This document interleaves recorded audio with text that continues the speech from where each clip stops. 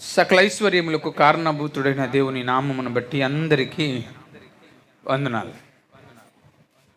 మహాదేవుని దయ వలన ఈరోజు క్షేమకరంగా ఉండటానికి దేవుడు కృప చూపించి, నడిపించి, బలపరిచి, స్థిరపరిచి ఆయన శక్తిని మనకు పక్షంగా అద్భుతంగా చేసి మనల్ని స్థలంలో నిలబెట్టాడు. అందుకు దేవునికి మనము రుణస్థులమై కృతజ్ఞులై ఉన్నాం. అంతకు ముందుగా నేను చెప్పినట్లుగా పూలదండను ఎలాగైతే దారం పోగుతో కట్టి పువ్వులను ఒక దండగా మార్చి దారం కనబడకుండా చేస్తారో, మన ఆత్మీయ జీవితంలో కూడా పరిశుద్ధత అనే దారం తీసుకొని కృతజ్ఞతలని, స్తుతులని రేఖలతో మాలగా తయారు చేసి దేవుని మందిరంలో మనం అడుగు పెట్టినట్లయితే తప్పకుండా దేవుడు మన జీవితాన్ని నూతన పరుస్తాడు. అందుకు మనము దేవుని పక్షంగా పనిచేయవారుగా ఉండాలి. అలా చేయుటకు దేవుడు నన్ను ఎన్నుకున్నాడు. అంటాను, we are design for our God. మనము దేవుని కొరకు అలంకరింపబడిన వారం. పక్కులుగా మాట చెప్పండి, నీవు దేవుని కొరకు అలంకరింపబడిన వాడవు లేక దానవు. పెండ్లు కుమార్తెను సిద్ధం చేయడానికి దాదాపు 20 మంది కూర్చుంటారు.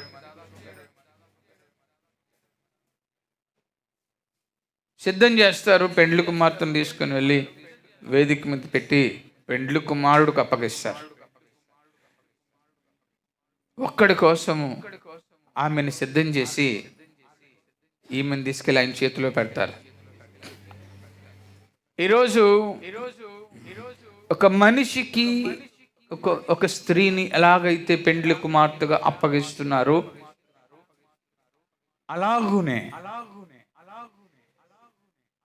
నీ జీవితాన్ని అలంకరించుకొని నీ బ్రతుకును చక్కదిద్దుకొని నిన్ను దేవునికి అప్పగించేటట్లుగా ప్రతిరోజు సంఘమైన మనము ముమ్మరంగా ప్రయత్నం చేయాలి. దేవునికి స్తోత్రం, హల్లెలూయా. ఈరోజు దేవుని పక్షంగా ఉన్న మనం అందరం ప్రియమైన వాళ్ళారా జ్ఞాపకం చేసుకోవాలి, దేవునికి అనుకూలంగా మార్చబడాలి. అనుకూలంగా మార్చబడి ఆయన పని నిమిత్తమే మనలను సిద్ధం చేసుకోవాలి. అందుకే కీర్తన భాగంలో యథావిధంగా మనం చదువుకున్న కీర్తన 78వ కీర్తన 71వ చరణంలో,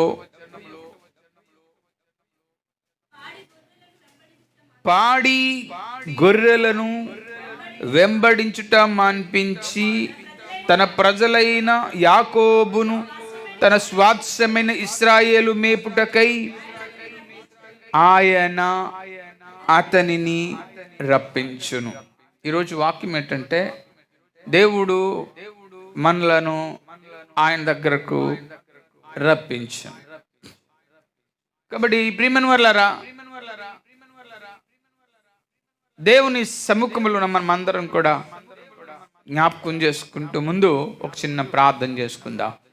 ఆత్మీయులుగా ప్రేమించిన మా ప్రియ పరలోకపు తండ్రి, ఈరోజు నీ సముఖంలో ఉండడానికి నీవిచ్చిన కృప కొరకై వందనాలు చెల్లిస్తున్నాం.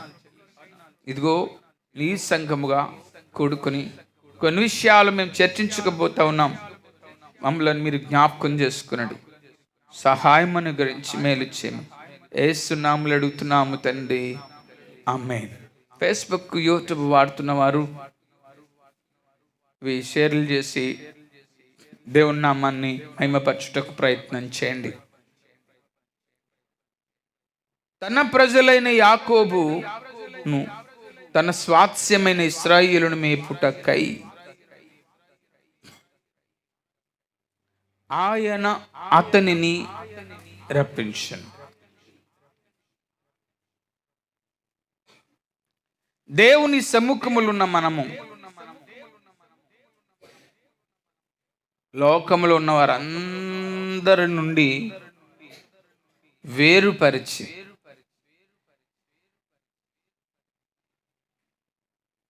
దేవుని దగ్గరకు నిన్ను రప్పించుకున్నాడు.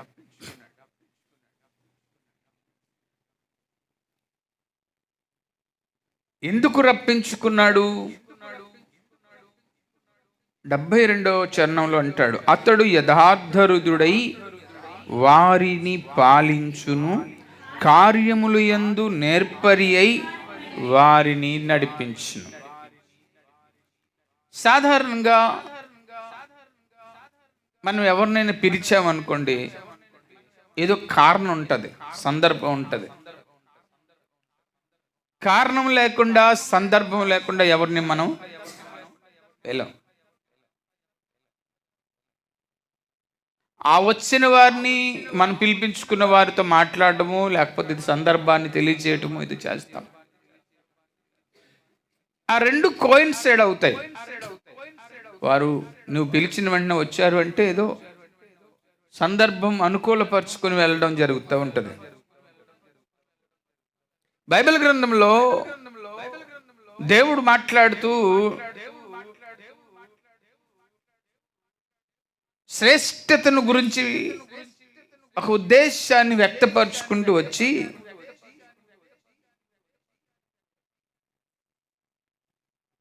ఆయన సముఖములో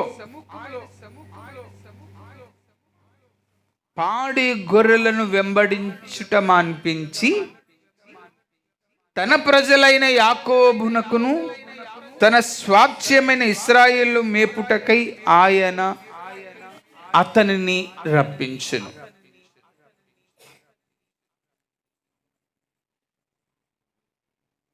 పాడి గొర్రెలను వెంబడించుట మాన్పించి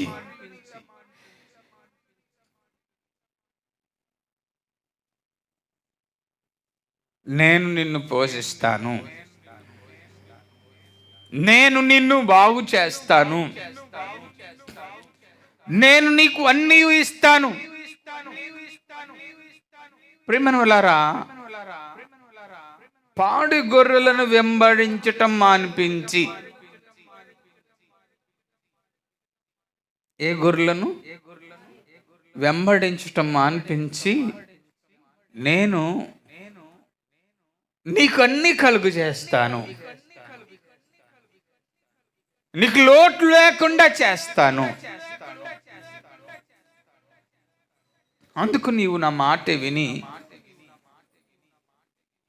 నా దగ్గరికి వస్తే, అలాగని పిలుచుకొని దేవుడు లోకంలో చెడు భావం, చెడు స్నేహం, చెడు సాంగత్యము కలిగిన వారితో ఉన్న మనలను తను పిలుచుకొని తన దగ్గర పెట్టుకొని యథార్థవంతుడై అన్నాడు. స్తోత్రం చెప్పండి. యథార్థవంతుడై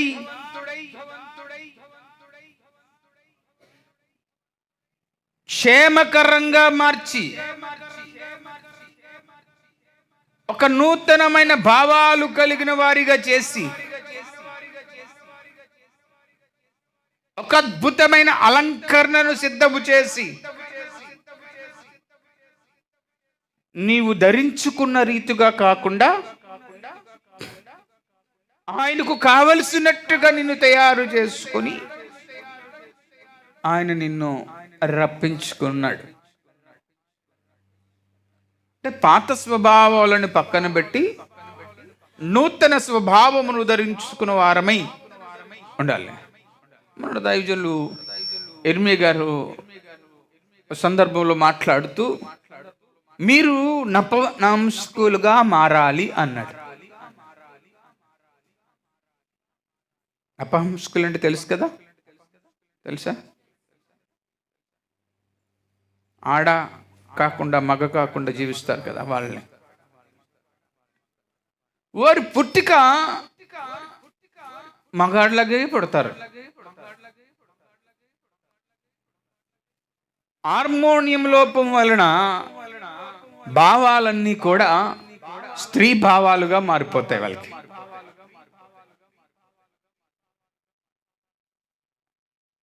ఈ స్త్రీ భావాలుగా మారిపోయిన వారు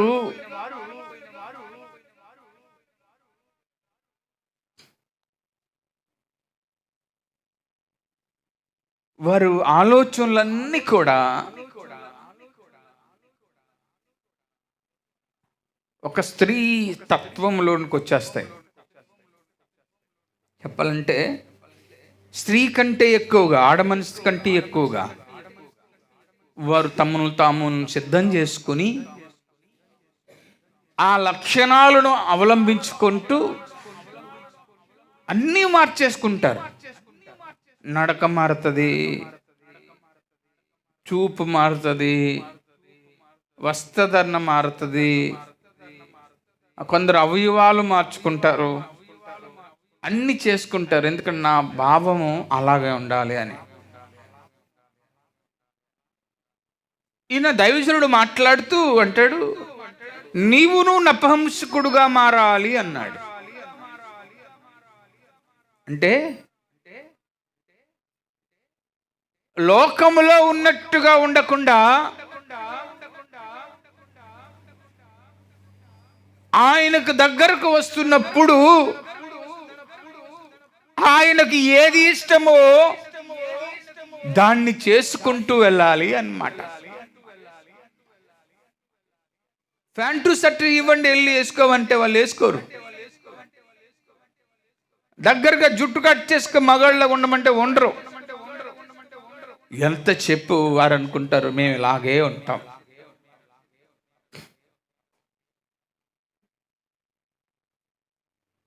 అంటే వారి కోరికలు ఆ స్త్రీ లక్షణాలుగా ఉండాలనేది కోరుకుంటారు. ఈరోజు దేవుని వాక్యములో నుండి వింటున్నా మీరందరూ ఆలోచన చేసుకోవాలి. ఒకప్పుడు మనము దోషకులము, హింసకులము, హానికోరులము, దొంగలము, వ్యభిచారులము, హంతకులము, నరహంతకులము. ఇప్పుడైతే అంటాడు పౌలు గారు, అంటాడు ఇప్పుడైతే నేను ఏ వ్యక్తికి నేను హాని చేయదలుచుకోలేను, ఇప్పుడు క్రీస్తు స్వభావమును ధరించుకున్న వాడనై ఉన్నాను అని చెప్తూ ఉంటాడు. అంటే ఏంటి? లోకము వేరు, లోకములో ఉన్న నీవు వేరుపరచబడిన వారవే. అందుకే కొన్ని దినాలు బట్టి బాప్టిస్టు నాకు గుర్తుకొస్తుంది. చాలా స్థలాలు ఎక్కడికి వెళ్ళినా ఈ మాటను గురించి చెప్తున్నాను. మార్చది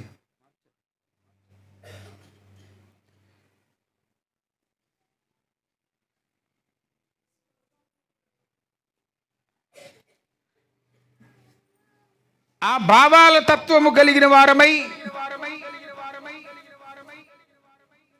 దేవుని పక్షముగా మనలను మనము సిద్ధము చేసుకుంటూ ఐక్యపరచబడిన వారమై జీవించటం చాలా ప్రయోజనకరం. అందుకనే అంటాడు, పాడుగొర్రెలను వెంబడించుట మాన్పించి తన ప్రజలని యాకోబును తన స్వాధ్యమైన ఇశ్రాయేలును మేపుటకై ఆయన అతనిని రప్పించను. నీటిలోకి వెళ్ళిన తర్వాత మనం ఏమైనా ఒప్పుకుంటాం, ప్రభు ఇక మీద నుంచి పొలోమంటి సినిమాలు చూసేవాడిని ఇక నుండి చూడను, పొలోమంటి త్రాగేసేవాడిని ఇక్కడ నుంచి త్రాగను, పొలోమంటి దొంగతనం చేసేవాడిని ఇంకా దొంగతనం కాయగూరలు దొంగతనం చేశాను, అక్కడ దొంగతనం చేశాను, మొత్తం అన్ని నీటిలో ఒప్పేసుకుంటాం. ఒప్పేసుకొని బయటకు వచ్చిన తర్వాత కొన్ని దినాలు చాలా పకడ్బందీగా ఆత్మీయ స్థైర్య స్థితిని కూడా బంధించుకొని ఎంత చెప్పినా రక్షింపబడ్డాను నేను అన్న దృఢమైన సంకల్పంతో నడుస్తూ కొన్ని దినాలు జీవిస్తాం. ఆ తర్వాత ఒకటి ఒకటి ఒకటి ఒకటి ఒకటి మార్పులు చేసుకుంటూ రాటాలు లోకములు ఉన్న ప్రతి క్రైస్తవుడు 99% కాదు 100% మందికి ఆ ఉప్పుదల గుర్తు రాకుండా లోకం వైపు చూడడం, ట్రాన్స్ఫర్ అయిపోవటం, రావడం జరుగుతూ వచ్చింది. కానీ వాక్యం సెలవిస్తుంది, నిన్ను నన్ను అందుకు పిలవలే. నువ్వు మారిపోతావో లేకపోతే నువ్వు వెళ్ళిపోతావో అని నేను పిలవలేదు. నిన్ను ఆయన రప్పించుకున్నది ఆయన పక్షముగా ఉండడానికి పిలుచుకున్నాడు. అందుకని 107వ కీర్తనలో అంటాడు, 14వ చరణంలో, 107వ కీర్తన 14వ చరణంలో, వారి కట్లను తెంపివేసి చీకటిలో నుండి మరణాంధకారములో నుండి వారిని రప్పించును. ఆయన కృపను బట్టి నరులకు ఆయన చేయు ఆశ్చర్య కార్యములను బట్టి వారు యెహోవాకు కృతజ్ఞతాస్తుతులు చెల్లించుదురు గాక. వారు కట్లను తెంపాను అంటున్నాడు ఆయన. వారి కట్లు తెంపేశాను. వారి కట్లను తెంపేశాను.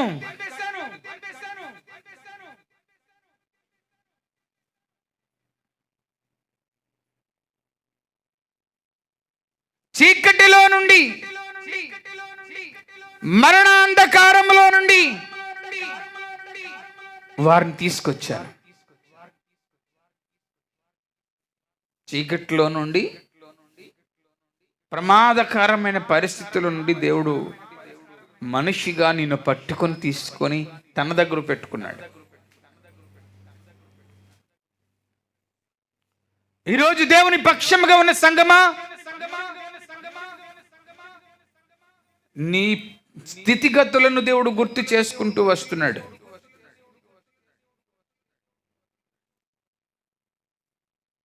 అంటే లోకం మారిపోతున్నట్టుగా నిన్ను మారిపోవడానికి పిలుచుకోలేదు ఆయన. మాట్లాడుతున్నాయా? లోకం వెళ్ళిపోతున్నట్టుగా నేను వెళ్ళిపోవడానికి ఆయన పిలుచుకోలేదు. ఏ ఎండకా గొడుగు వేయడానికి నేను పిలవలేదు. నిన్ను పిలుచుకున్నది నీ మీదున్న ముళ్ళతుప్పలన్నీ తీసి తనకు తాను గాయపరుచుకొని నిన్ను తీసుకొచ్చి పెట్టుకున్నాడు. అందుకు మనము ఏమంటున్నాడు? నరులకు ఆయన చేయు ఆశ్చర్య కార్యములను బట్టి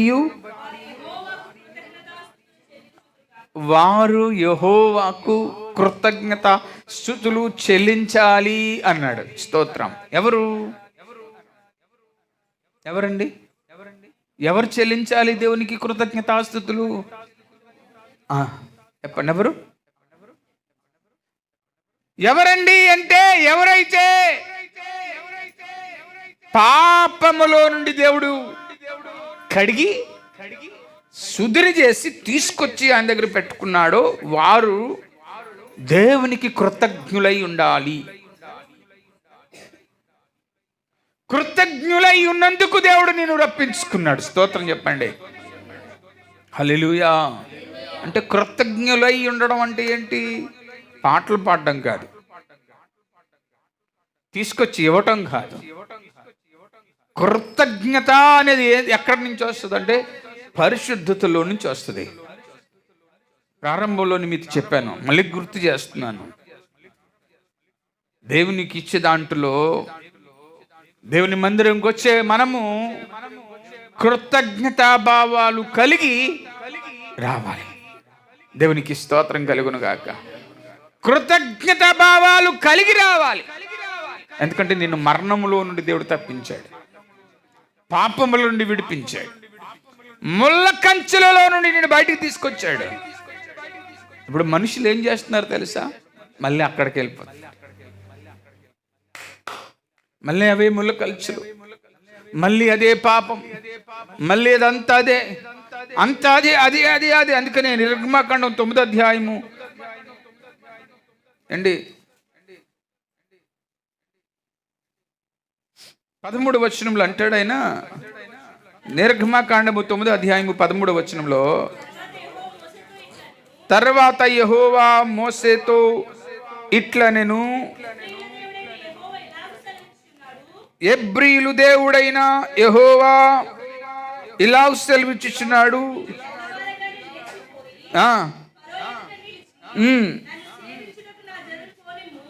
నన్ను సేవించుటకు నా జనులను పోనిమ్ము.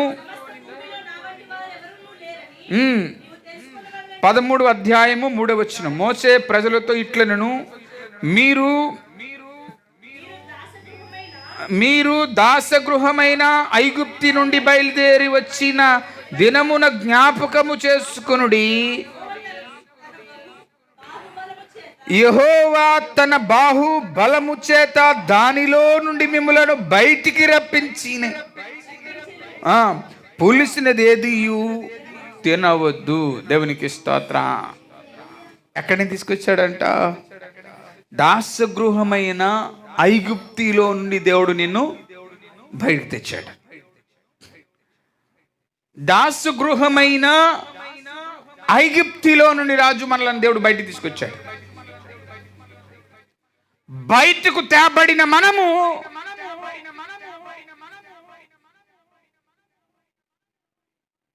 పులిసిన దాని జోలికి వెళ్ళకూడదు. పులిసినది అంటే ఏంటి? విడవబడినది అనే అర్థం. ఇది అవును కదా. రాత్రి వండుకున్నాం, మర్చిపోయాం, పొద్దుడికి ఏమైపోద్ది? దీవెనమ్మ పులిసిపోద్ది. ఏం చేస్తాం? పారేస్ట్. వాక్యం ఏం జల్వస్తుంది తెలుసు. పులిసినది ఏది తినకూడదు. లోకంలో ఉన్నప్పుడు మనకు చాలా తీగ ఉంటుంది పాపం. ఎంత మధురంగా ఉంటుంది అంటే అంత అందంగా కనబడుతుంది. దేవుళ్ళలోకి వచ్చిన తర్వాత అర్థమైందా?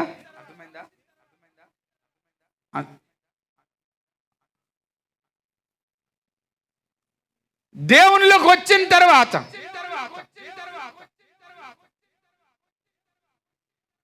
పాపము పాపముగానే కనబడాలి. దేవునికి స్తోత్రం చెప్పండి. పాపము పాపములానే ఉండాలి. ఇశ్రాయేలు ప్రజలతో మోసే మాట్లాడుతున్నాడు, ఇదిగో పులుసిన జోలికి మీరు అని చెప్పడానికి ఏం చెప్పాడు తెలుసా? మీరు దాస్యగృహములో నుండి ఉన్నారు, అక్కడ తన బలమైన హస్తము చేత విడిపించి మిమ్మల్ని తీసుకొచ్చాడు అన్నాడు. అర్థమైందా? ఎక్కడి నుంచి చెప్పాలి? ఎక్కడి నుంచి? దాస్య గృహమైన అంటే సాతాను చేతిలో బానిసగా ఉన్న మనలను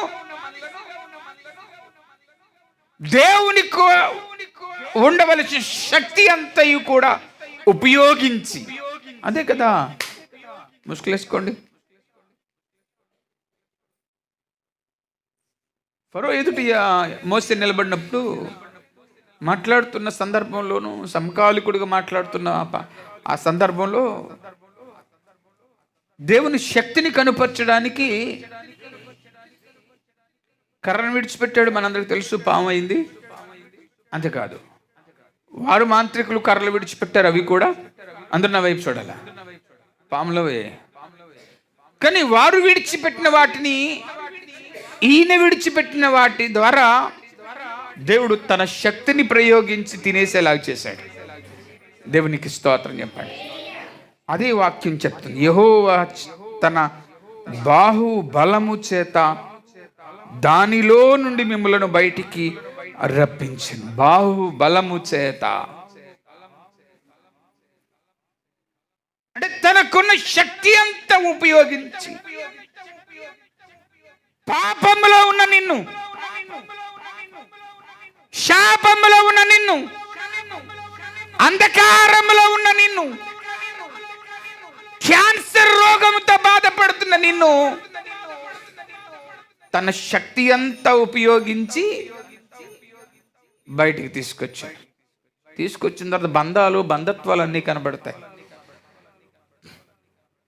ఈ రోజులో దేవుడు ఎప్పుడు ఎక్కడ రక్షించుకున్నాడు అది చూడం మనం.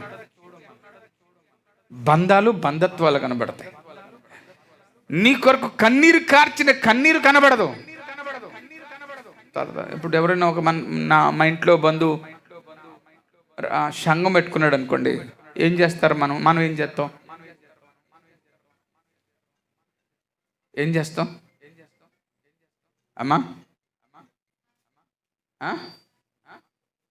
సహకరించాలి కదా, ఆ చర్చికి వెళ్ళాలి కదా అంట. మరి నీ కొరకు కన్నీరు కార్చిన వాడి పరిస్థితి, నిన్ను రక్షించుకున్న వాడి పరిస్థితి, నీ కొరకు గాయపరచబడిన వారి పరిస్థితి, నువ్వు రోగివైతే, నువ్వు అనారోగ్యంతో ఉంటే మోకాల్లోని ప్రార్థన చేసి గాయపరచబడిన వారి పరిస్థితి ఏంటంటే, నాకు తెలీదు, పులిసిన దాని దగ్గరికి వెళ్ళిపోతానంట. ఎక్కడికి? పులిసిన దాని దగ్గరికి వెళ్తానంట. అందుకని వాక్యం సెలవిస్తుంది, దేవుడు నిన్ను లోకములో నుండే తీసుకొచ్చాడు కనుక ఇక పులుపు వైపు నీ మనస్సును కానీ నీ కళ్ళు కానీ పనుకూడదు. అలాంటి దృఢమైన బంధము నీవు దేవునికి నీవు చేసుకోవాలి. ఎప్పుడొస్తుందో తెలుసా ఆ బంధం? నీలో అపవిత్రత పోయి పరిశుద్ధత నిలిచినంత కాలము ఆ పులుపు జోలికి వెళ్ళడానికి అవకాశం ఇవ్వకుండా చూసుకుంటుంది. రక్త బంధాలు, రక్త సంబంధాలు అన్నీ కూడా. ఈరోజు దేవుని సంగమా, చాలా సందర్భాలు మనకు తెలుసు. గొర్రెలను మెప్పుకుంటున్న దావీదు ఎన్నిక చేయబడి అభిషేకింపబడి చాలా పోరాటాలు చేసి అన్ని చేసుకొచ్చిన తర్వాత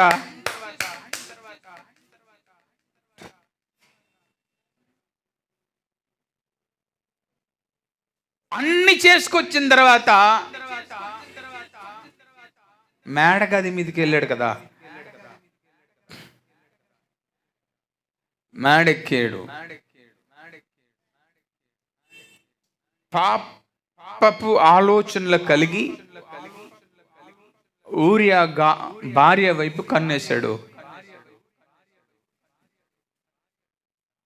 ఆగిపోలేదు. తన చేతులతో తనను చంపించమని ఉత్తర రాయించంత అంతకుడుగా అయిపోయాడు.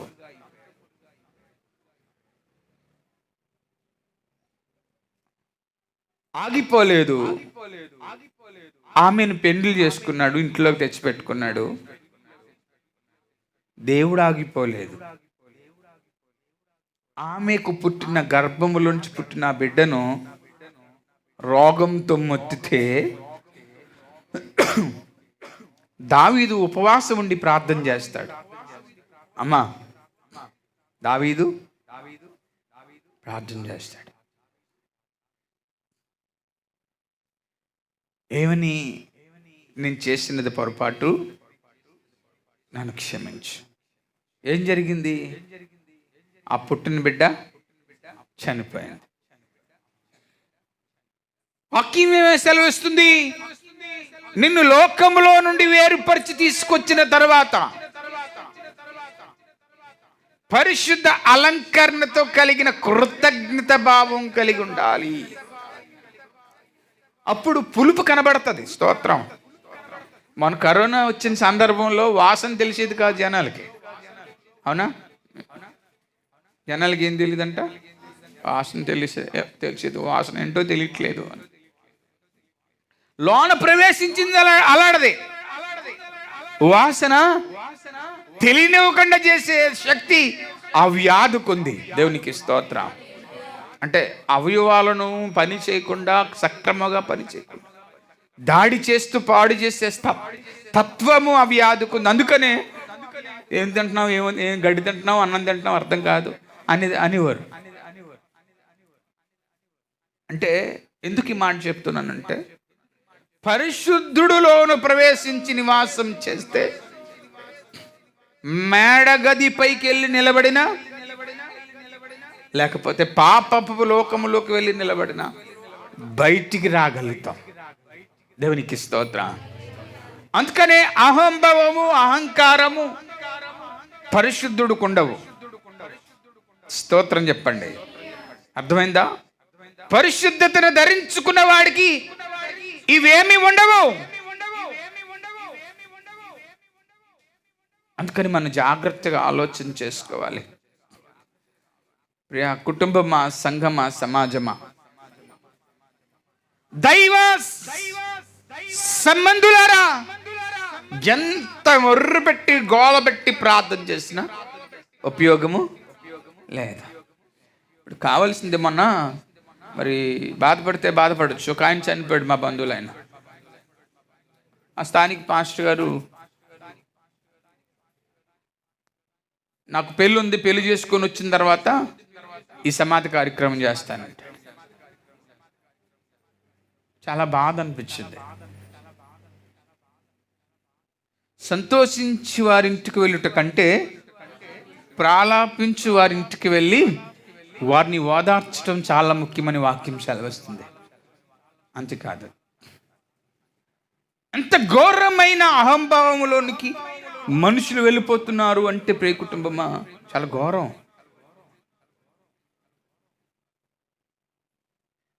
కళ్ళు మూసిపోతాయి. పొరలు కమ్మేస్తే క్రైస్తవ సమాజం సరిగా జీవించటం మొదలు పెడితే ఈ లోకంలో తిరుగులేదండి. మనం డబ్బులు పట్టుకునే బాజాలు వేసుకుని ఊరూరు తిరగక్కర్లే. సాక్ష్యం కలిగి జీవిస్తే చాలు, భూమి తల్ల కిందలైపోద్ది. దేవునికి స్తోత్రం చెప్పండి. హల్లెలూయా. ఎందుకు తెలిసిన, నిన్ను రప్పించిన వాడు సామాన్యుడు కాదు. Is most powerful God. Jehovah తన బాహు బలము చేత దానిలో నుండి మిమ్మల్ని బయటికి రప్పించి, తాను బాహు బలము చేత దానిలో నుండి దేవుడు మిమ్మల్ని రప్పించిను. తనకున్న శక్తిని ఉపయోగించి బయటికి తీసుకొచ్చాడు దేవుడు. నువ్వు క్యాన్సర్ రోగివయ్యా, నువ్వు ఎయిడ్స్ వ్యాధితో పడినవాడు, లోకం పాపం అనే రోగంతో పడ్డవాడు, నిన్ను తీసుకొచ్చి బయట పెట్టుకున్నాడు ఆయన తన బలము ఉపయోగించి. చెప్పండి ఏదట? తన బలము ఉపయోగించి తీసుకొచ్చి పెట్టుకున్న తర్వాత నీ బలాన్ని ఎదుక్కుంటూ వెళ్ళిపోతున్నావు. మంచిది కాదని వాక్యం అదే చెప్పాడు. మోషే ఇశ్రాయేలు ప్రజలతో మాట్లాడుతూ 13 అధ్యాయం 1వ వచనంలో, మరియు యెహోవా మోషేతో ఇలాగు సెలవిచ్చును, ఇశ్రాయేలులలో మనుషుల యొక్కయు పశువుల యొక్కయు ప్రథమ సంతతి అనగా ప్రతి తొలిచూచు పిల్లలను నాకు ప్రతిష్ఠించుము, అది నాదని చెప్పు. అదే దేవుడు మోషేతో చెప్పాడు, అది నాది. ఏది నీది? నీకు వచ్చిన దాంట్లో ఏదైనా ప్రథమది నాది అని చెప్పు అని చెప్పాడు. అప్పుడు ఈయన ఇలా మొదలు పెట్టాడు. ఏమని? ఓ దాస్యగృహములో నివాసం చేయువారులారా, దేవుడు తన బలము చేత మిమ్మలను రక్షించుకొని బయటికి తీసుకొచ్చాడు కదా, అందుకని పులుపుని దాని దగ్గరకు, పులిచిపోయిన దాని దగ్గరకు వెళ్ళొద్దు అని చెప్పాడు. అంటే దేవుడేమో మోషేకు ఏమని చెప్పాడు? ప్రథమది ఏదైనాను నాది అని చెప్పమంటే మోషే ఏమని చెప్పడం మొదలు పెట్టాడు అంటే, పులిచిన దాని దగ్గర వెళ్ళొద్దు అని చెప్పకపోతే ఆ భాష వాళ్ళకి అర్థం కాదు, ఆ భావాలు వారికి అర్థం కాదు. ఆ భావాలు అర్థమయ్యేటట్టుగా చెప్పాడు. ఇదిగోరా బాబు, మీరు శరీర సంబంధులు కారు, ఆత్మ సంబంధులు కనుక దేవుడు ఏది కోరుకుంటే అది దేవునికి ఇచ్చేయాలి. దేవునికి స్తోత్రం. దేవుడు ఏది కోరుకుంటే దేవునికి ఇచ్చేయాలి. దేవునిది దేవునికి ఇచ్చేయాలి. దేవునిది దేవునికి ఇచ్చేయాలి. దేవునిది దేవునికి ఏది ఇచ్చేయాలి అంటే, ఇదేంటి పాస్టర్ గారు ఇవ్వడం ఏంటి ఇవ్వాలి? ఏది నీ ధనధాన్యాలు కాదు, నీ మనస్సును పులిసిపోకుండా కాపాడుకునే వాడికి ఇచ్చేయాలి. స్తోత్రం, హల్లెలూయా. అందుకని సంఖ్యాకాండము 23 అధ్యాయము 22 వచనములో అంటాడు, రాజు యొక్క జయధ్వని వారిలో నున్నది, దేవుడు ఐగుప్తిలో నుండి వారిని రప్పించును, గురుపోతు వేగం వంటి వేగము వారికి కలదు. దేవునికి స్తోత్రం చెప్పండి. ఏ వేగం అంట? గురుపోతు వేగం వంటి వేగం వారికి కలదు. ఎలా? ఎందుకు? రాజు యొక్క జయధ్వని వారిలోనున్నది. దేవునికి స్తోత్రం చెప్పండి. ఏదున్నదంట? ఏమున్నదంట? ఏదున్నదంట? రాజు యొక్క జయధ్వని. చెప్పండి, వారిలోనున్నది. రాజు యొక్క జయధ్వని వారిలో ఉన్నది. దేవునికి స్తోత్రం చెప్పండి. అందుకు దేవుడు ఐగుప్తిలో నుండి వారిని రప్పించును అంటే రాజు యొక్క జయధ్వని నీలో ఉన్నది కనుకనే పట్టబడిన నిన్ను తీసుకొని బయటికి తీసుకొచ్చాడు. ఆయన అంటున్నాడు, అక్కడ అంటాడు, గురుపోతు వేగం వంటి వేగము వారికి కలదు. దేవునికి స్తోత్రం, హల్లెలూయా. అంటే ఈ వీరిలో ప్రవేశించిన పరిశుద్ధుడు పరిశుద్ధతతో నింపి అదే వేగముగా తీసుకువెళ్ళబోతా ఉన్నాడు. దేవునికి స్తోత్రం చెప్పండి. నా మాటలు అర్థమవుతున్నాయండి? ఏ జయధ్వనితో నిన్ను నింపి బయటికి తీసుకొచ్చాడో ఆయన కొరకు అర్థమైందండి? హలో, ఆయన కొరకు వేగముతో దూచుకుపోయేంత బలమైన వారిగా మారాలి అంట. దేవునికి స్తోత్రం. గురుపోతు వేగం వంటి వేగము వాళ్ళకి కలదు. ఈరోజు ప్రియమైన వాళ్ళారా, ఎంత వేగవంతంగా మనము దేవుని కొరకు పరిశుద్ధులుగా మార్చబడితే అంత గొప్ప కార్యాలు దేవుడు చేయడం మొదలు పెడతాడు. దేవునికి మహిమ కలుగును గాక. ఈరోజు సంగమా, దేని విషయంలో నువ్వు ఆలోచన చేస్తున్నావు? నాకు అర్థం కావట్లేదు. దేని విషయంలో? 24 అధ్యాయం 8 వచనంలో కూడా అంటాడు, దేవుడు ఐగుప్తిలోండి అతనిని రప్పించెను, గురుపోతు వేగం వంటి వేగము అతనికి కలదు, అతడు తన శత్రువులైన జనులను భక్షించెను, వారి ఎముకలను విరిచెను, తన బాణములు చేత వారిని గుచ్చెను, సింహం వలె అతడు ఆడసింహం వలెను అతడు కృంగి లేడు. నిన్ను దీవించువాడును దీవింపబడును, నిన్ను శపించువాడును శపించబడును. దేవునికి స్తోత్రం చెప్పండి. ఏ విధంగా మారిపోతామంటే జయధ్వనిలోనికి ప్రవేశించబడిన తర్వాత మనం ఎవరిని దీవిస్తే, ఆమెను చెప్పండి, నువ్వెవరిని దీవిస్తే వారు దీవించబడాలి. పక్కలకు చెప్పండి, నువ్వెవరిని దీవిస్తే వారు దీవించబడాలి. రెండో మాట, నువ్వెవరిని శపిస్తే అది మనకు వర్తించిన మాట.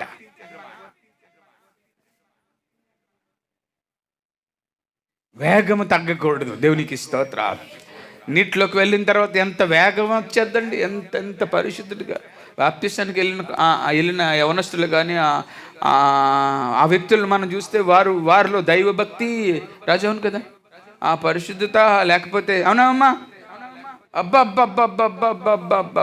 పక్కింటోళ్ళు ఇంటికి వెళ్ళిపోయి రాయమ్మా, కొర్రలమ్మా, రూతమ్మా, చర్చికి వెళ్ళిపోదారా, రా రా లాక్కొచ్చేస్తుంది. దేవుడి ఆ వేగం చాలా స్పీడ్గా పనిచేస్తుంది. తర్వాత కొర్రలమ్మ లేదు, రూతమ్మ లేదు, పులిసిపోయిన దాని వైపు బుర్ర పెట్టేస్తాం.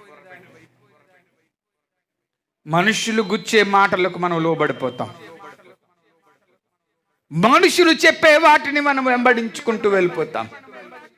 అందుకని వాక్యం సెలవిస్తుంది, ఇదిగో నీలో వేగం తగ్గకూడదు. దేవునికి స్తోత్రం చెప్పండి. ఏం తగ్గకూడదు? గట్టిగా చెప్పాలి. ఏం తగ్గకూడదు? వేగము తగ్గకూడదు. వేగము తగ్గడానికి ఏ వేగము? హలో, పాపలోకములో ఉన్నప్పుడు పడే వేగం కాదండి. నేను బండేసుకు వెళ్తే దడ పుట్టేసేది ఒక్కొక్కరికి. ఒకరోజు లోకంలో ఉన్నప్పుడు గురించి చెప్తున్నా. వరుసలో నేను వ్యాపారం నిమిత్తము రాత్రి 10 గంటలకు బండిలో డబ్బు పెట్టుకొని ఫుల్గా క్యాష్ పెట్టుకొని చేతక బండి మీద వచ్చేస్తున్నాను. అక్కడ బెదిరించి చంపి గుండాలు ఉంటారు. నా బండిలో డబ్బులు ఉన్నాయని వాడు తెలుసుకొని వారు బుల్లెట్లు వస్తున్నారు, నేను చేతక బండి మీద వెళ్తున్నాను. నన్ను వెంబడించడం మొదలుపెట్టాడు. అప్పటికే నేను పెద్ద రెబల్ని బండి తోలడంలో, మామూలు రెబల్ కాదు. హై స్పీడ్లో వచ్చేస్తున్నాను. ఆడు అయింది బుల్లెట్, నాది చేతక్క. బుర్ర ఉపయోగించేవాడు. ఏంటి, పగలు అదే రూట్ నుంచి వెళ్ళిపోవడం రావడం నాకు తెలుసు కనుక గోతులు మధ్యలో గోతులు ఉంటాయి. ఆ గోతులు ఏ స్థలంలో ఎక్కడ ఉంటాయి నా బుర్రలో ఫీడ్ అయిపోతాయి. అక్కడ దాకా తీసుకొచ్చేవాడిని. ఆడు ఆ గోతులు పడిపోయేవాడు, నేను ముందుకెళ్ళిపోయాడిని. 4 కిలోమీటర్లు దొరకకుండా ఇంటికి వచ్చేసిన తర్వాత పొద్దుట మా నాన్న దగ్గరికి వచ్చి, నువ్వు ఎలాంటి కొడుకుని కన్నావు, ఆయన బండి స్పీడ్ చూస్తే మామూలు స్పీడ్గా లేదు అన్నాడు.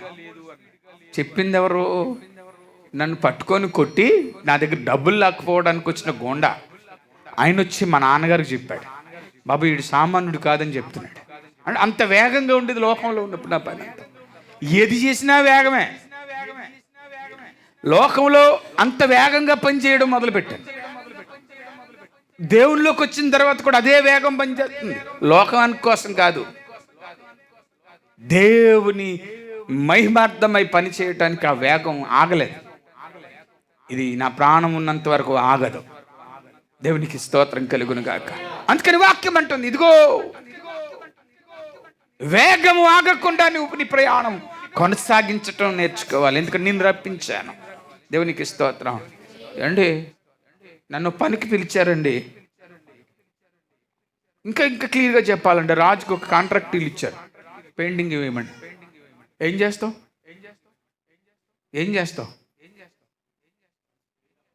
అవగొట్టేసి నీ పని నువ్వు చేసుకొని నీ డబ్బులు నువ్వు తీసుకొని వెళ్ళిపోతావు. ఎందుకని? నీకు అప్పగించేశాడు కనుక, దానివల్ల లాభం ఉంది కనుక. నువ్వు చేయవలసిందల్లా చేసేసి నీ పని క్లోజ్ చేసుకొని త్వరగా వెళ్ళిపోవడానికి ప్రయత్నం చేస్తావు. దేవుని వాక్యం కూడా అదే చెప్తుంది. పాపంలో ఉన్న వారందరినీ రక్షించే వేగంతో నీ పని చేయడం, పరలోకం పోయి అంతవరకు నీ వేగం తగ్గడానికి వీలు లేదు. దేవునికి స్తోత్రం చెప్పండి. వేగము తగ్గిపోతుంది. అంటే బండి పాత అయిపోయింది, అందుకే స్పీడ్కి వెళ్ళట్లేదండి అంటాడు. నా బండి పట్టుకెళ్ళి మెకానిక్ ఇచ్చాను. అన్నీ మార్చాడు. 5,000 ఎంతో 3,200 3,700 అన్నాడు. అప్పుడు ఇచ్చిన తర్వాత తాళం ఇస్తాను అంటాడు. ముందు మీద బండి స్పీడ్గా పరిగెడద్దండి అన్నాడు. దేవునికి స్తోత్రం. ఏంటి ఏమైందంటే, లేదు పరిగెడుతుంది, మీరే చూసుకోండి అన్నాడు. పాత బండికి పాటలన్నీ మార్చిన తర్వాత ఏం జరుగుద్ది? స్పీడ్ పెరుగుద్ది. ఆ స్పీడు ఆ పాటలు బాగున్నంత కాలం తగ్గదు. మళ్ళీ రిపేర్కి వెళ్తుంది, మళ్ళీ బాగా చేసుకొని మళ్ళీ వచ్చేస్తుంది. ఈరోజు క్రైస్తవుడి యొక్క స్పీడ్ తగ్గడానికి వీలు లేదు. నేనంటాను, నీ గురి మర్చిపోకుండా నువ్వు బ్రతకాలి. నీ జీవితంలో మధురమైన జ్ఞాపకాలలో నువ్వు మరువకుండా ఉండాలి. అలా ఉంటేనే, అలా చేస్తేనే, అలా బ్రతుకుతేనే. అందుకని ఇర్మియా గ్రంథము 4వ అధ్యాయము 18వ వచనంలో అంటాడు. ఇర్మియా గ్రంథము 4వ అధ్యాయము 18వ వచనంలో అంటాడు, నీ ప్రవర్తనయు నీ క్రియలను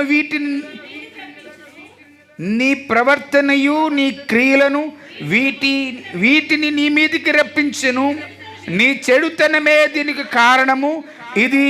ఇది చేదుగానున్నది కదా, నీ హృదయము నిండుచున్నది కదా. ఏమంటాడంట? అబ్బా జ్ఞాపకం చేసుకోండి, నీ ప్రవర్తనయు నీ క్రియలను వీటిని నీ మీదికి రప్పిస్తున్నాయి. నీ చెడుతనమే దీనికి కారణం. దేనికి కారణం? స్పీడ్ తగ్గించడానికి కారణం.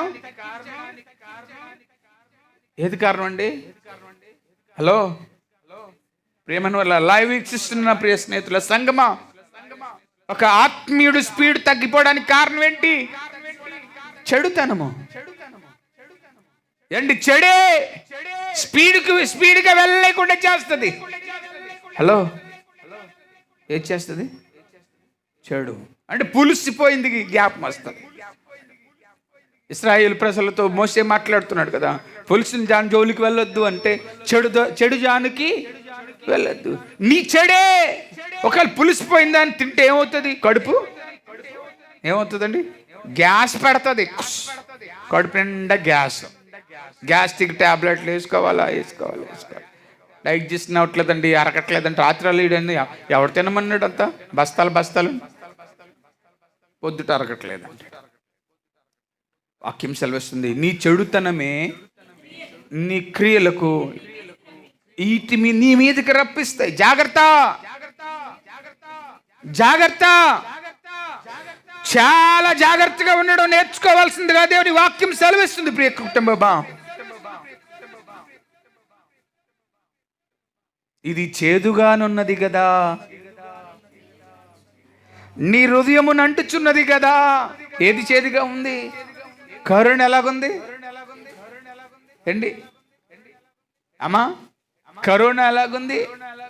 మాట్లాడు. దీవెన ఎలాగుంది? చేతిగా ఉందా?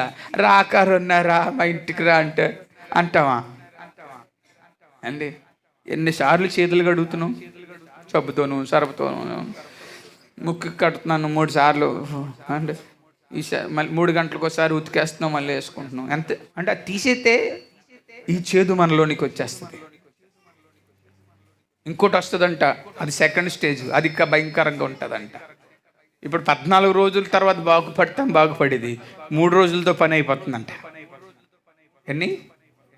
Only 3 days. కాసుకోండి సారి, 3 రోజుల్లో కొంప మునిగిపోద్దండి. నాము నట్టేడులో మునిగిపోయినట్టు నీ బ్రతుకంతా మాయమైపోద్దండి. ప్రియ స్నేహితులారా, ప్రవక్తలు నోట్లోంచి మాట్లాడేది వ్యర్థం కాదు. దీవెనగానే ఉంటుంది, శాపముగా ఉంటుంది. పెద్దవారు చెప్పే మాటలు ఏవి పాడైపోవు. అందుకనే పెద్దోళ్ళు అంటారు, పెద్దోళ్ళ మాట పెరుగన్నా మూట చల్లగా ఉంటుంది, కడుపు నిండా తిన్నట్టుకుంటుంది. చేదుగా తీసుకుంటే నీ బ్రతుకు పాడైపోతుంది. అందుకని దేవుని పక్షంగా ఉన్న మనం ఈ మాట అర్థం కాక, స్టీవెన్ యోనా గారు ఒక సందర్భంలో దేవుని మీద ఇసుక్కున్నాడు. ఈ మాట అర్థం కాక, యోనా గ్రంథము 4వ అధ్యాయము, ఈ మాట అర్థం కాక దేవుని మీద 8వ వచనంలో, మరియు ఎండకాయగా దేవుడు వేడిమి గల తూర్పు గాలిని రప్పించెను, యోనా తలకు ఎండ దెబ్బ తగలగా అతడు సొమ్మసిల్లి చచ్చిపోవటం నాకు మేలు అనుకుని, అప్పుడు దేవుడు, ఈ సొర చెట్టును గురించి నీకు కోపించుట న్యాయమా అని యోనాను అడగగా, యోనా ప్రాణము పోయినంత కోపించుట న్యాయమే అనెను. అందుకు యెహోవా, నీవు కష్టపడకుండా పెంచకుండా ఒక రాత్రిలోనే పుట్టి పెరిగి ఒక రాత్రిలోగానే వాడిపోయిన ఈ సొర చెట్టు విషయములో నీవు విచారపడుచున్నావే. అయితే 120,000 కంటే ఎక్కువగా ఉన్న ఈ జన సమూహము మనసు మార్చుకొని నా దగ్గరికి వస్తే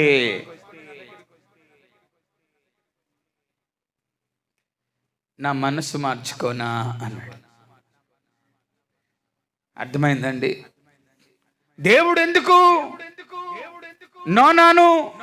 యోనాను నినివే పట్టణానికి పంపించాడు? నినివే పట్టణ ప్రజల రక్షణార్థమైన మార్పు ఈ మాటలోంచి వస్తుందని రప్పించాడు. దేవుడికి తెలుసు ప్రజలలో మార్పు వస్తుంది. ఆమెను చెప్పండి. దానికి ఉదాహరణ చివరి మాటలోనే అన్నాడు, 120,000 కంటే ఎక్కువైన జనసమూహాన్ని వారు మనసు మార్చుకుంటే నేను రక్షించకూడదా అన్నాడు. ఎందుకన్నాడు? ఎండ తగిలింది, ఓ చెట్టు ఎదిగేసింది సడన్గా. హాయిగా పడుకున్నాడు. హాయిగా పడుకున్న చెట్టుకి మళ్ళీ పురుగెట్టేసింది. తిట్టుకోవడం మొదలెడుతున్నాడు. తిట్టుకున్న మా యోనాతో అంటున్నాడు, యోనా నువ్వు నువ్వు నాటకుండా నువ్వు పెంచకుండా ఎదిగే చెట్టు గురించి నువ్వు ఇంత దిగులు పడిపోతున్నవే, జారిపోతున్నవే. నా రక్తముతో కొన్న పిల్లలు అక్కడ ఉన్నారు. వారు మనస్సు మార్చుకుని తిరిగి నా దగ్గరకు రప్పించడానికి నిన్ను అక్కడికి పంపించాను. ఈ విషయం నీకు అర్థం కాలేదు యోనా అంటే అప్పుడు యోనా ఆశ్చర్యపోతాడు. ఎందుకు ఈ మాటలు చెప్తున్నాను తెలుసా? నువ్వు నశించిపోకూడదన్నది దేవుని ఉద్దేశం. బంధకములో నుండి బయటికి రావాలని దేవుని ఉద్దేశం. శాపభరితమైన ఆలోచనలన్నీ బాగవ్వాలని దేవుని ఉద్దేశం. నిన్ను ఎందుకు దేవుడు రప్పించాడు తెలుసా? లోకం వైపు చూస్తావనేది కాదు, ఆయన వైపు చూస్తావని. నినివే ప్రజలు దేవుని వైపు చూశారు. యోనా మాటతో ప్రజలందరూ దేవుని దగ్గరకు రప్పించేశాడు. అందరూ వచ్చేసారు. ఒక్కరు మిగలలేదట. పిల్లలు, వృద్ధులు, నడిప్రాయం కలిగిన వారు, గర్భిణీ స్త్రీలు, పశువులు, దొడ్లు అన్ని. వాక్యం సెలవుస్తుంది. వాళ్ళు ఎలాగ రప్పించాడు తెలిసిన? దేహంపై వికారం కలిగేటట్లుగా చేసేసుకున్నారు. వారు ఎలాగొచ్చారు తెలిసిన? ఉపవాసంలో ఎలాగొచ్చారు? గోండు పట్ట కట్టుకొని బూడిద నెత్తి మీద పూసుకొని, అంటే శరీరంపై అసహించుకున్నంత స్థాయికి వారు ప్రభు దగ్గరకు వచ్చారు. మాకు ఈ దేహంతో పనిలేదు అని అలా అసహించుకునేటట్లుగా దేవుడు వారిని చేసి తిరిగి దేవుడి దగ్గర తెచ్చుకున్నాడు. దాని ద్వారానే దేవునికి దూరం అయిపోయిన ఆ ప్రజలు, నినివే ప్రజలు దేని ద్వారా దూరం అయిపోయారు దేవుడికి? దేని ద్వారా దూరం అయ్యారు దేవునికి? శరీరం ద్వారానే దేవునికి దూరం అయిపోయారు. ఇప్పుడు ప్రజలు ఏం చేస్తున్నారు? ఆ శరీరమును అనిచి గోని కట్టుకొని ఎండలో కూర్చోండి. గోని వేసుకొని బట్టలు మొత్తం ఇప్పేసి గోను కట్టుకొని ఎండలో కూర్చోండి ఒక 10 నిమిషాలు. ఎలా ఉంటుంది? ఏసీ రూమ్లో కూర్చున్నట్టు ఉంటుందా? ఒళ్ళు అంత గురుగురుగులాడుతుందా? దాంతోపాటు బూడిద పోసుకున్నారంట. అది ఇంకా ఘోరం. అంటే దానికి అర్థం ఏంటో తెలిసిన? ఈ దేహంతోనే నీకు దూరం అయిపోయాము. ఈ దేహంలో ఉన్న కోరికలన్నీ మేము తృణీకరించుకుంటూ నీ దగ్గరకు వస్తున్నాం. మమ్మల్ని క్షమించు ప్రభువా అని అడిగినందుకు దేవుడు వారిని తిరిగి రప్పించుకున్నాడు. ఎక్కడి నుంచి చెప్పండి? ఎక్కడి నుంచి? పాపంలో ఉన్న వారిని తిరిగి రప్పించుకున్నాడు. శాపంలో ఉన్న వారిని తిరిగి రప్పించుకున్నాడు ఆయన. ఈరోజు నిన్ను రప్పించుకున్నది ఏంటో తెలిసిన? దేహం చెప్పినట్లుగా నిన్ను చేయడానికి కాదు, దేహానికి దాసుడు కావడానికి కాదు నిన్ను రప్పించుకుంది. ఈ శరీరము చెప్పే కోరికలన్నీ నెరవేర్చడానికి కాదు దేవుడు నిన్ను ఆయన సముఖంలో తెచ్చుకున్నది. నేను మీకు ప్రారంభంలోనే చెప్పా, దేవుని మందిరముకు వస్తే కృతజ్ఞత అర్పణలతో తీసుకుని రావాలి. దేహాన్ని కాదు తీసుకొని రావటం, కోరికలను కాదు తీసుకొని రావటం, అర్పణలను తీసుకొని రావాలి. అర్పణలు అనగా ఆదివారం నుండి ఆదివారం వరకు నీ జీవితంలో చేసే మేలులన్నీ ఒక అర్పణముగా, ఒక స్తుతిగా మార్చుకొని రావాలి. ప్రియ సంఘమా, నేను ప్రజల విషయంలో ఆలోచించిన దేవుడు ఈ ఉదయకాల సమయంలో నీ గురించి కూడా ఆలోచన చేస్తున్నాడు. ఏది నీ మోకాళ్ళ అనుభవం? ఏది నీ ఉపవాస ప్రార్థన? ఏది గంటల తరబడి చదివే బైబిల్ ధ్యానం? ఎక్కడికి వెళ్ళిందంటే శరీరంతో వెళ్ళిపోయింది. ఇప్పుడు నేనున్నానండి, నాకు ఎంతమంది బంధువులు? మా అమ్మ దగ్గర నుంచి బంధువులు, మా నాన్న దగ్గర నుంచి బంధువులు, మా నాన్నకు పుట్టిన వాళ్ళ నుంచి బంధువులు, ఎంత సాగుంటుంది.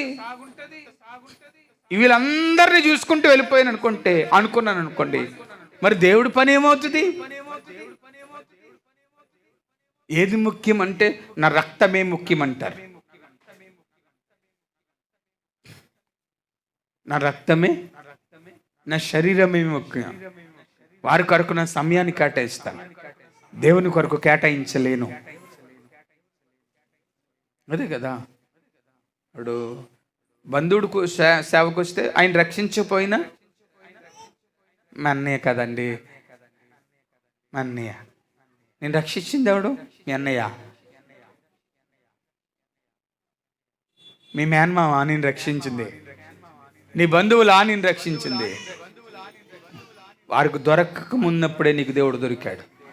కాబట్టి కృతజ్ఞత భావం కలిగి దేవుని సమ్ముఖంలో నిలబడాలి. అలా నిలబడితే అద్భుతంగా దేవుని పరికరంగా మార్చబడతాం. మన విశ్వాసములో స్థిరమైన పునాదిని మనం వేసుకుంటే, ఇక్కడ అంటాడు, ఈ వాక్యాలన్నీ కూడా అవే చెప్తున్నాయి. యోనాతో అదే మాట్లాడాడు ఆయన. ఇదిగో యోనా, 120,000 మందిని నా దగ్గరకు రప్పించుకోవడానికి నేను ఆ ఊరికి పంపించాను అని చెప్పాడు. స్తోత్రం చెప్పండి. 125,000 కంటే ఎక్కువకున్న జనసమూహాన్ని రప్పించడానికి నిన్ను అక్కడికి పంపించాను. నా మనస్సు నీకు అర్థం కాలేదేమో. ఈరోజు దేవుని సమ్ముఖంలో ఉన్న ప్రియ స్నేహితులారా, నేనంటాను, ఈ దేహానికి విలువ ఎక్కువ ఇవ్వక్కర్లే. నిన్ను రక్షించుకున్న వానికి ఎక్కువ సమయాన్ని కేటాయించు. ఆయన కొరకు నీ విలువనివ్వు. ఆయన కొరకు నీ పని చేయడం ప్రారంభమవు, ఒక నూతనమైన వారిగా. అందరు ప్రార్థన ఏంటి? ఈరోజు ప్రే ఫర్ కాకినాడ నేను ప్రార్థన చేస్తున్నాను. 54 సంఘాల్లో నిన్నటి వరకు జరిగింది. ఈరోజు 55 సంఘం జరగబోతా ఉంది. డిసెంబర్ 16కి 100 సంఘాల్లో ప్రార్థన జరుగుద్ది. నేను కూడా వాళ్ళతో పాటు పాల్గొంటున్నాను. మా ఉద్దేశం అందరూ రక్షించబడాలి. దేనికి రక్షించబడాలి? లోకం వైపు చూస్తారనేది కాదు, దేవుని కొరకు బ్రతుకుతారనేది రక్షించబడాలి. మా ఆంతర్యం దాని వెనుక్కున్న భావన అది. అందుకని రక్షించబడ్డాను, యథావిధంగా నేను బాగా అయిపోయాను. మళ్ళీ లోకంలోకి ఏందండి? దేవుడు నిన్ను ఎందుకు బాగు చేశాడు? దేవుడు నిన్ను ఎందుకు స్వస్థపరిచాడు? దేవుడు నిన్ను ఎందుకు బాగు చేయాలనుకుంటున్నాడు? అంటే తన సాక్షిగా ఈ దేహం కొరకు బ్రతకడానికి కాకుండా తన కొరకు బ్రతకాలని ఆలోచనతో దేవుడు నేను బాగు చేసుకున్నాడు. రానున్న దినాల్లో జరగబోయే కార్యాలు అవే. ఎలాంటి ఉప్పెన లాంటి వార్తలు వస్తాయో ఎవరికి తెలియదు. ఇక్కడి నుంచి ఎదుర్కోవడమే. ఇక్కడి నుంచి ఎదుర్కోవడమే. ఎలా ఎదుర్కొంటావు? మోకాల అనుభవంతో దేన్నైనా ఎదుర్కోగలం. దేవునికి స్తోత్రం కలుగును గాక. ఈరోజు దేవుని సంఘములో ఉన్న మనము నిన్ను రప్పించుకొని ఇక్కడ కూర్చోబెట్టిందే నీ భవిష్యత్తు గురించి ఆలోచించుకోవడానికి కాదు, ఆయన కొరకు బ్రతకడానికి. అనేకులను యోనా మాట విని 125,000 మంది కంటే ఎక్కువైన ప్రజలు దేవుడు పాదాల దగ్గరకు వచ్చారు. వారు వస్తూ వస్తూ వస్తూ వస్తూ వస్తూ ఈ దేహంతోనే దేవునికి దూరం అయిపోయాం. ఈ దేహం అందం అవసరం లేదు, ఆనందం అవసరం లేదు, ఏమక్కర్లే. రాజుతో సైతం సింహాసన కిరీటాలు విడిచిపెట్టి, ఏండి వజ్రాలు వైద్యులు బంగారం అంతా విడిచిపెట్టి ఒక పక్కన పాడేసి, అయ్యా మమ్మలను క్షమించు, మమ్మలను రక్షించు, మమ్మలను కాపాడయ్యా, మా మీద రాబోతున్న ఉగ్రతను మా మీదకి రాకుండా చెయ్యండి ప్రభు అని క్షమాపణ గుణము కలిగిన వారిగా చేసేసాడు దేవుడు. ఈరోజు దేవుడు నీతో కూడా అదే మాట్లాడుతున్నాడు. నీవు సరిగా జీవించడం నేర్చుకుంటే, పులుపుని వాటి దగ్గరకు పోకుండా ఉండగలిగితే, పులిసిపోయిన దాని దగ్గర పోకుండా ఉండడానికి వీలు కలిగితే, నీకంటే శక్తివంతులు ఎవరు లేరు. వాక్యం సెలవిస్తుంది, తన బాహుబలము చేత దేవుడు నిన్ను రక్షించుకున్నాడు. పక్కలకి మాట చెప్పండి, తన బాహుబలము చేత, అంటే తనకున్నంత శక్తి చేత దేవుడు నిన్ను రక్షించుకున్నాడు. తనకున్నంత మహాశక్తి చేత దేవుడు నిన్ను రక్షించుకున్నాడు. ఊరికనేలే కాదండి, తనకున్న ఉన్నంత బలం చేత దేవుడు నిన్ను రక్షించుకున్నాడు. ఈరోజు ప్రేమని సంగమ, దేవుని సంఘములో ఉండవలసిన వారులారా, అక్కడ జ్ఞాపకం చేసుకోండి, దేవుడు నిన్ను రప్పించుకున్నది ఊరుకునే కాదు.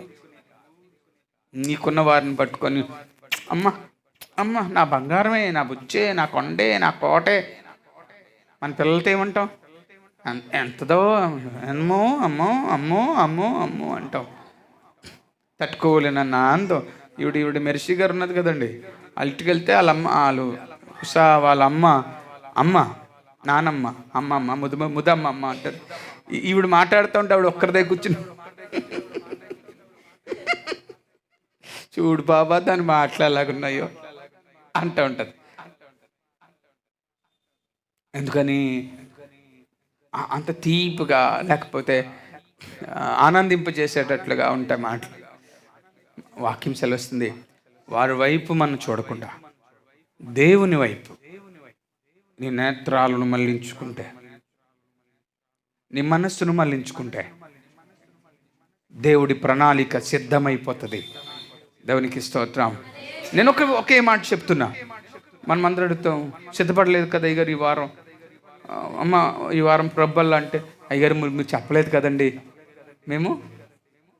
మేము ఏం పడలేదంట అంటే, నేను చెప్తే సిద్ధపడతారు అంటే ఆ పూటకి. అవునా? సిద్ధపాటు అంటే ఆ పూటకా? ఏది సిద్ధపాటు?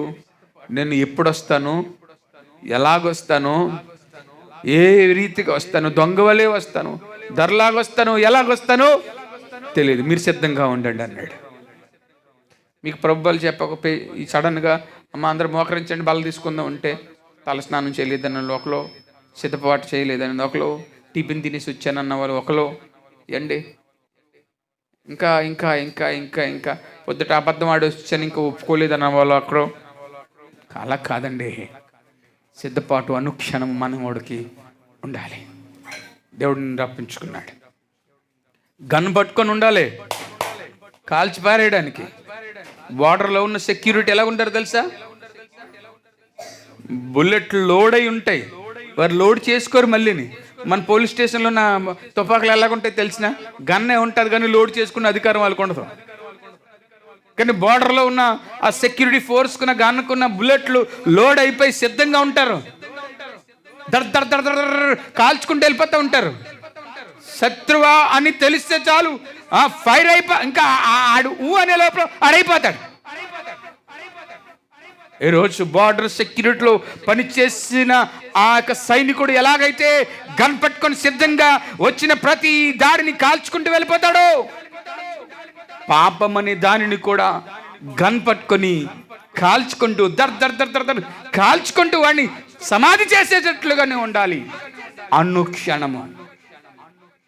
అందుకనే రాజబాబాయ్ గారు అన్నాడు, అనుక్షణం నిన్నే, అనుక్షణము నిన్నే కొలుతును పునరుద్ధానుడా, అనుక్షణము నిన్నే కొలుతును పునరుద్ధానుడా, పునరుద్ధానుడా పరిశుద్ధుడా, పునరుద్ధానుడా పరిశుద్ధుడా, అనుక్షణము నిన్నే, అనుక్షణము నిన్నే కొలుతున్ పునరుద్ధానుడా. ఎలాగా? సిద్ధపడలేదు కాదు మణిగారు, సిద్ధపడలేదు కాదు, సిద్ధపడలేదని కాదు, ఐఎమ్ రెడీ. నేను రప్పించింది దేనికో తెలుసా? గన్ను పట్టుకొని పాపాన్ని కాల్చుకుంటూ పోతావని, మంచం మీద హాయిగా పడుకుంటావని కాదు. కాళ్ళ దగ్గర ఏమో టీవీ అను, చేతులను రిమోట్, 2 తలగాడ్ల పొరకని పెట్టుకొని ఉండండి సీరియల్ చూస్తున్నాను. ఆగాగు, కొత్త కొత్త కామెడీ జోకులు వచ్చాయి. జబర్దస్త్ వచ్చింది, జబర్దస్త్ అంటాడు. ఆడు బతికే మండ అంటే నిన్ను దేవుడు దానికోసం కాదు రప్పించుకుంది, నిన్ను దేవుడు రప్పించుకుంది సిద్ధంగా ఉండమని. చెప్పలేం ఎలాంటి పెను తుఫాన్ రాబోతుందో ఎవరికి తెలియదు. వాక్యం సెలవిస్తుంది, అర్థమైందా? వాక్యం సెలవిస్తుంది, be ready, be ready, straight forward. అనుక్షణము ప్రభు కొరకు సాధనమై ఉండాలి. మనం కట్టుకున్నవి, మనం పెట్టుకున్నవి, మనం చేసుకున్నవి ధరించుకుంటామో లేదో తెలియదు, కానీ సిద్ధంగా ఉండాలి. వాక్యం సెలవిస్తుంది, నేను రప్పించుకున్నది సిద్ధంగా ఉండడానికి. దేవునికి మహిమ కలుగును గాక. నిన్ను కాపాడుకుంటే దేవుడు నిన్ను సిద్ధం చేస్తుంది ఆయన పని కొరకు నిర్ణయింపబడి ఉండడానికి, అంతేగాని నీకున్న వాటిని బట్టి అనుభవించడానికి కాదు. అనుభవం పోయింది, దేవునికి స్తోత్రం. గోను పెట్టతో పోయింది, స్తోత్రం చెప్పండి.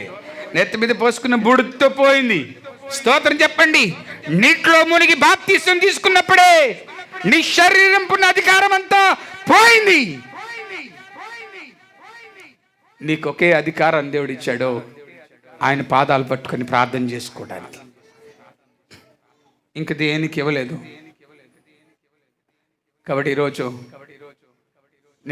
నేను ఏ ప్రజల వైపు ఎలాగ ఆలోచన చేస్తున్నాడో, సంఘమా నీ కొరకు కూడా దేవుడు అదే ఆలోచనలో ఉన్నాడు. ఐఎమ్ బిజీ అయ్యగారు, చాలా బిజీగా ఉందండి, చాలా బిజీగా ఉందండి. పసుకోటలు అయ్యంటే అయ్యగారు ప్రోగ్రామ్స్ చాలా ఎక్కువైపోయి గారు, ఉపాసుకోటలకు రాలేని అయ్యారు. ఇప్పుడే వచ్చింది అయ్యారు, కాంట్రాక్టర్ వరకు పెయింట్లు వేసుకోవాలి అయ్యారు. లేకపోతే ఇప్పుడే నేను వెళ్తున్న వాటికి లక్షలు పడిపోతున్నాయి గారు. 2000, 20,000, 25,000 వచ్చే వారం కలుసుకుంటాను అయ్యారు. ఈ 3 నెలలు కరెక్ట్గా వెళ్ళకపోతే బోనస్ రాదా అయ్యారు. ఈ 3 నెలలు పని చేసుకుంటాను అయ్యారు. అవునా? నేను దానికోసం మా దేవుడు రప్పించింది. నీ కొరకు నేను బ్రతకడానికి ఆ దేవుడు నిన్ను పిలుచుకుంది. అవునా? ఏమండి, మొన్న ఒక ఆయన చనిపోయాడు, జాయింట్ డైరెక్టర్ కలెక్టర్ ఆఫీస్లో. కలెక్టర్ గారు కూడా అభినందించగలిగిన వ్యక్తి, మంచి క్రైస్తవుడు, ఉన్నతమైన స్థాయి. ఆయన చనిపోతే కలెక్టర్ గారే వచ్చి నేను వచ్చేదాకా మనిషిని తీసుకెళ్ళదు, దండేస్తానన్నాడు. కరోనాతో చచ్చిపోయాడు. మా తోటి సహదాసుని యొక్క నాన్నగారు, పాస్టర్ గారు తండ్రి, అక్కడికి వెళ్తే కుటుంబ సభ్యులు ఎవరూ రాలేదు, కానీ అతనితో పనిచేసిన కింద స్థాయి ఆఫీసర్స్ అందరూ ఏడుస్తున్నారు. ఇలా రావడం, పక్క వెళ్ళడం, ఏడడం, పక్క వెళ్ళిపో బోరుమని ఏడుస్తున్నారు. నాకు డౌట్ వచ్చింది, ఆయన మీకు ఏమైనా బంధువా అండి అని అడిగాను. కాదండి, మంచి ఆఫీసర్ అండి మాకు అన్నాడు. కలెక్టర్ గారు వచ్చి, నా దగ్గర వీడియో ఉంది, నేనే తీసాను, వీడియో షూట్ చేశాను. దండేసి ఏడ్చాడు ఆయన, మన కలెక్టర్ గారు. అంటే ఎందుకు అతనిలో అంత యథార్థత అంటే, తర్వాత అడిగాను, కొంతమందిని అతని గురించి అడిగితే వాక్యమును పట్టుకొని నడుస్తాడండి అన్నాడు. దేవునికి స్తోత్రం. దేవుడు రప్పించుకున్నది చనిపోయిన తర్వాత ఇతరుల మనసులో కూడా దోచుకునేటట్టుగా దేవుడు నేను చేయడానికి చేసుకున్నాడు.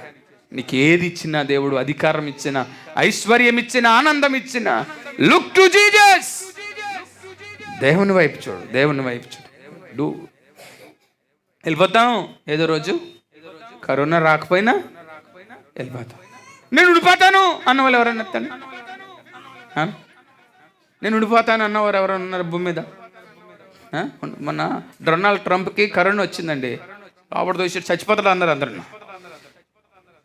అతను వచ్చి మైకెట్టుకు మాట్లాడుతుంటే జనాలు అందరూ బో Trump Trump Trump Trump Trump అంటున్నారు. అతను మైకెట్టుకు ఏమన్నాడు తెలిసిన? మీరు నన్ను చూడకండి, నన్ను బ్రతికించిన యేసు వైపు చూడండి అన్నాడు. దేవునికి స్తోత్రం చెప్పండి. Don't look Trump, look to my Jesus అన్నాడు. ప్రపంచమంతా వీడియోని షేర్ చేసింది, ప్రపంచమంతా. నేను మీకు ఒకటే చెప్తున్నా, ఎవ్వరు భూమికి శాశ్వతము కాదు, కానీ నీ క్రియలు భూమికి శాశ్వతంగా ఉంటాయి, నీ ఆలోచనలు భూమికి శాశ్వతంగా ఉంటాయి, నీ పనులు భూమికి శాశ్వతంగా ఉంటాయి, నీ చేష్టలు భూమికి శాశ్వతంగా ఉంటాయి, నీ యొక్క ప్రతి క్రియ కూడా శాశ్వతంగా ఉంటుంది. దీంట్లో లిఖితం కాకపోయినా శాశ్వతంగా ఉంటాయి. శాశ్వతంగా నిన్ను అభినందించేటట్లుగా నీ జీవితాన్ని మలుచుకోవాలి. ఈ వాక్యము ఎవడు పట్టుకున్నవాడు అభినందనీయుడే. ఈ వాక్యం ఎవరు పట్టుకున్నా వారు అభినందనీయులే. కాబట్టి మోకరించండి, ప్రార్థన చేసుకుందాం. అందరు నిలువు మోకలేండి. జుంటితేనే దారుల కన్నా యేసునామమే మధురం, యేసయ్య సన్నిధి మరువజాలను. జుంటితేనే దారుల కన్నా యేసునామమే మధురం, యేసయ్య సన్నిధి మరువజాలను. జీవిత కాలమంతా ఆనందించరా, జీవిత కాలమంతా యేసయ్యనే ఆరాధించెదా. జీవిత కాలమంతా ఆనందించెదా, కాలమంతా ఆనందించెదా, యేసయ్యనే ఆరాధించెదా, యేసయ్యనే ఆరాధించెదా. జుంటితేనే దారుల కన్నా యేసునామమే మధురం, యేసయ్య సన్నిధి మరువజాలను. జుంటితేనే దారుల కన్నా యేసునామమే మధురం, యేసయ్య సన్నిధి మరువజాలను. యేసయ్య నామమే బలము, లో నివసించు సువాసనగా మార్చి. యేసయ్య నామమే నాలో నివసించి సువాసనగా నన్ను మార్చి, నన్నంతగానో స్తోత్రలేఖనాలతో ఉజ్జీవింపచేసనే. నన్నంతగానో యేసయ్యా త్రలేఖనాలతో వింపచేసనే. జుంటితేనే దారుల కన్నా యేసునామమే మధురం, యేసయ్య సన్నిధి మరువజాలను. జుంటితేనే దారుల కన్నా యేసునామమే మధురం, యేసయ్య సన్నిధి మరువజాలను. జీవిత కాలమంతా ఆనందించదా,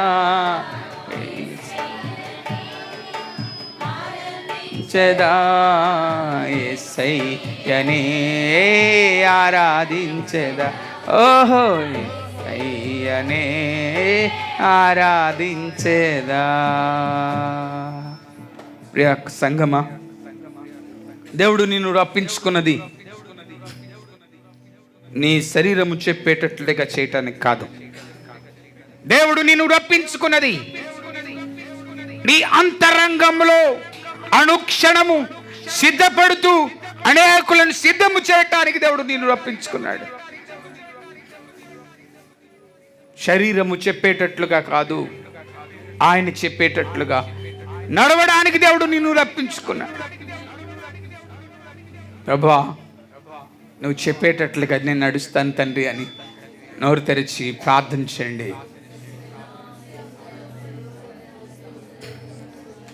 అందరూ ప్రార్థన చేయాలి.